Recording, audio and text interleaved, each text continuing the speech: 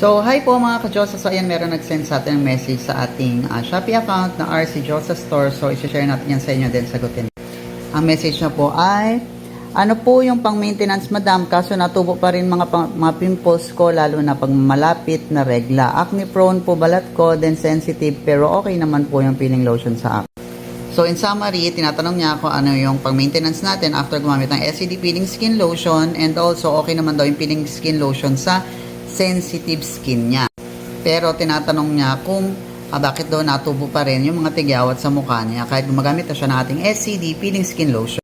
Well, honestly mga ka-Josa, for sure alam nyo naman din to na there are so many reasons kung bakit tayo nagkaka-pimples pa rin kahit na gumagamit na tayo ng mga skincare products sa mukha natin. Katulad ko, ayan, meron pa rin ako mga pimples, but okay naman yung face ko, which is hindi kasi natin mapipigil na magkaroon ng pimples dahil naturally nagre-release talaga ng dumi yung mukha natin or yung balat natin.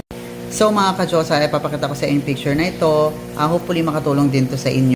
Ito po yung mga some causes kung bakit po tayo patuloy na nagkakaroon ng pimples sa ating mukha. So isa na po dyan yung kulay pink, ayan, sa hairline and temples natin, hair products and cosmetics. Ayan po yung some reasons kung bakit po tayo nagkakaroon ng tigyawat around sa ating hairline and temples. Ngayon naman po, sa ating pong T-zone, yan pong violet na yan, forehead, nose, and chin, usually because of breakouts, oily ng ating balat. Since ma-oily madalas yung ating T-zone. Then yun naman, yellow-green is cheeks, rubbing or friction against pillowcases or cell phones. So, ayan po yung mga main causes kung bakit tayo nagkakaroon ng mga pimples around sa ating pisngi. And sa jawline naman natin, usually naman po ay hormonal changes natin. Kaya kahit gumagamit po tayo ng mga skincare products, ay nagkakaroon pa rin tayo ng pimples and hindi pa rin natin maiwasan na magkaroon ito naturally.